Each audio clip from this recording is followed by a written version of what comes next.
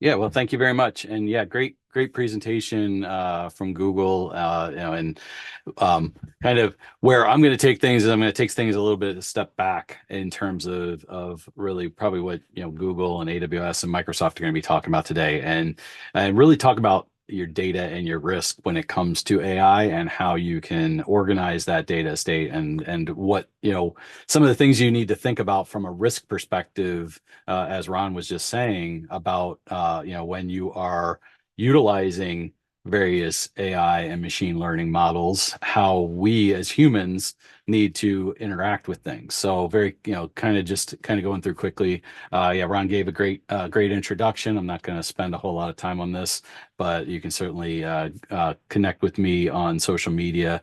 I am the owner of my own training organization. I do a lot of AI training. AI professional level as well as technical level training. I also do a lot of cybersecurity training as well within my organization. I and so Like I said, we're going to talk about a little, kind of let's take a step back. I know there were some questions around generative AI and what do we mean by generative AI. So we're going to talk a little bit about that and then get into responsibility and data workflow and the responsibility of generative AI. And that's really what we're going to cover here. So AI, everybody has a different perspective of AI. If you talk to my wife, she believes that AI just came about in the last, year and a half. But obviously, artificial intelligence, machine learning has been used for decades, and now we're in this generative AI. I generally talk about, and I'm out of Michigan. I'm in the Detroit area.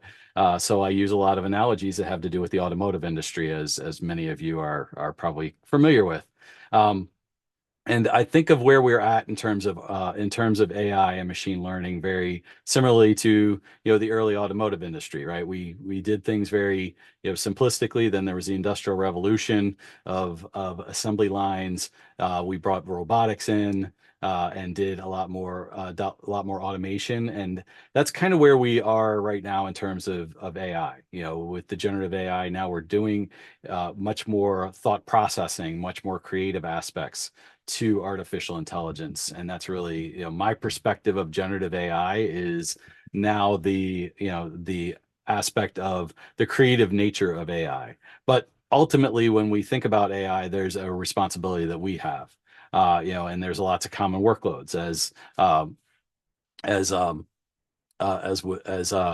Naresh was just showing. There's the AI, the Vertex AI within Google. There's Azure's AI Studio that has all of these different types of AI capabilities. And so how we're using them, what we're using them for, and how we're protecting our data and managing our risk are all very important aspects of all of this.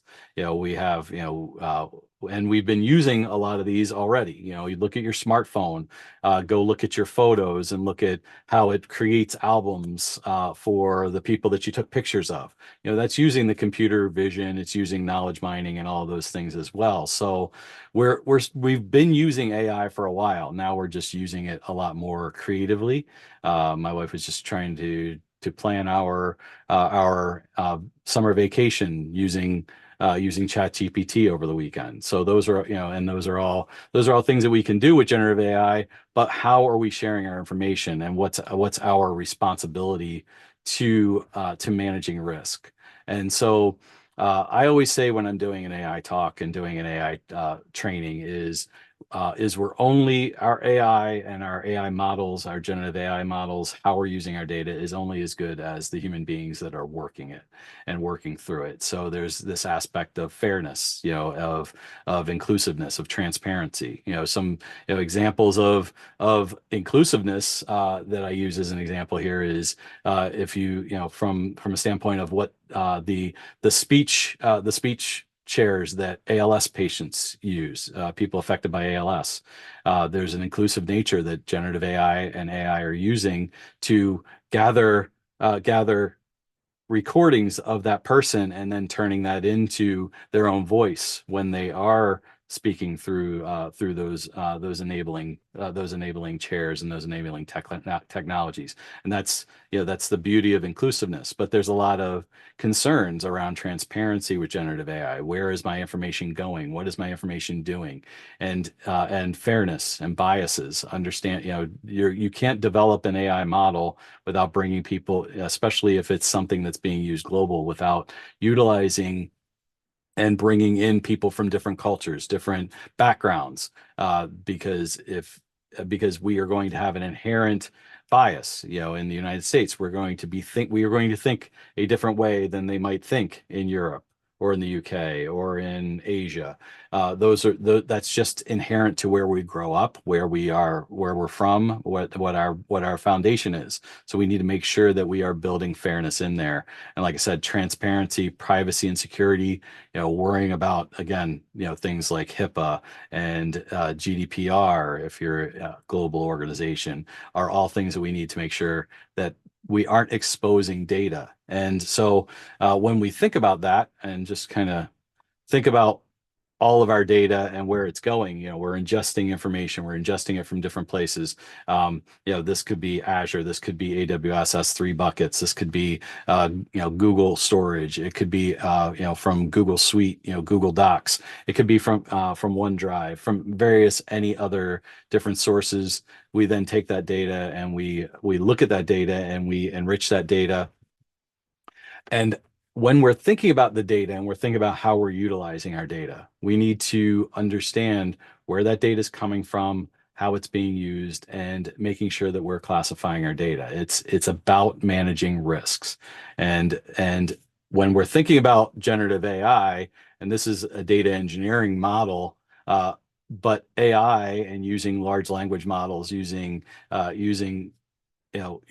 of those workflows and those workloads of AI is no different than any other application and any other ETL process that we're utilizing and ingesting and utilizing data. So we need to be diligent. We need to make sure we're responsible in that AI. We need to prepare our information correctly, which means segmentation of our data, the private data needs to make sure we're making sure that public data and private data aren't mixing, because as we get more embedded into utilizing these large language models, these generative AI, these creative models, you can see that it grabs information from all over. We saw that in the demo previously. It'll find YouTube videos. It'll find information right from your website.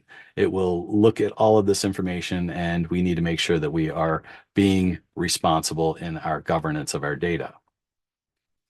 And with that means that as an organization, we should be diligent in terms of how we are managing our risk. And from an organizational, I always talk about, when I talk about risk management strategies and talk about managing risk within your organization, it is a top level understanding of what risks there are to our company, and it's an execution at the user level.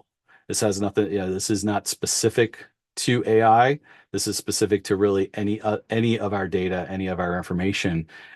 And as we get more and more into AI and what we're feeding into AI, we need to make sure we are knowledgeable enough and aware enough in terms of where the risks are. And that's from a user level.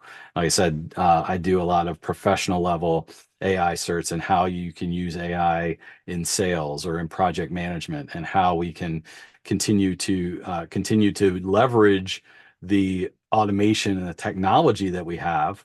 But we also need to make sure that we are protecting that information as well, and making sure, again, that the organization is collaborating and is an advocate for protecting that information, protecting and putting proper security controls in place, making sure that our security teams are putting proper data loss prevention tools, and understanding insider risk and understanding external risks, and all of those things are going to be very important, which then brings in kind of the full governance package of of knowing your data, protecting your data, preventing data loss, and governing your data, which all are things as we move further and further along to utilizing AI within our organizations and utilizing the ability of Gemini and Copilot and Bedrock and all of those things within the various cloud providers, that we are making sure that our sensitive and confidential information is segmented properly and monitored properly.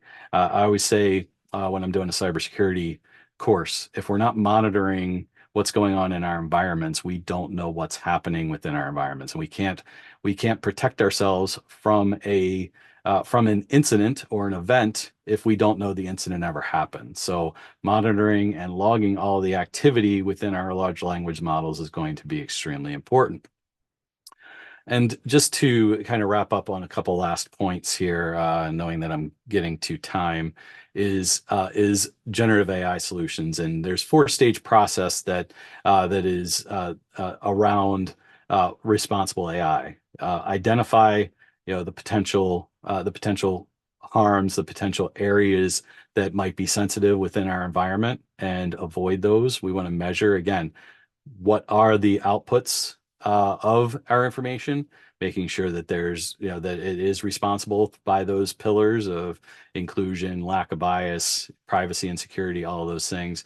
If we find potential violations of responsible AI, we need to mitigate. We need to make sure we put proper controls in place. Again, if we're planning accordingly ahead of time, then hopefully those are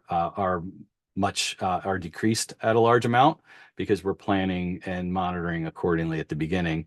And then, doing proper testing and evaluation prior to putting things in operations. Having a proper framework in place and working through all of that will be very important to making sure that you have a generative AI solution, generative AI use within your organization that is not exposing potential harms in terms of exposing PII, or if you're in healthcare, PHI. Asaka talks about building a digital trust, and this is something that many of you probably have seen in terms of security aspects, or even just information flow within an organization. But it's looking at that combination of the people, the organization, the technology, and obviously generative AI being a key piece of technology, the organization's buy-in, the culture, building a risk-aware culture, and the people buying into it and having a level of awareness and understanding is going to be paramount to having proper diligence and proper due care and due diligence to your data estate. And that pretty much ends my talk. I know you're going to learn a lot more about AI in terms of, we talked about the Google AI aspect. We've got AWS, Microsoft. All of them have great solutions and great aspects of how they can bring the use of AI to market and within your organization. But you also have to think about how you're protecting your data and getting your data ready. And it all has to do with having a proper risk-aware framework, risk-aware culture, and a risk-aware organization.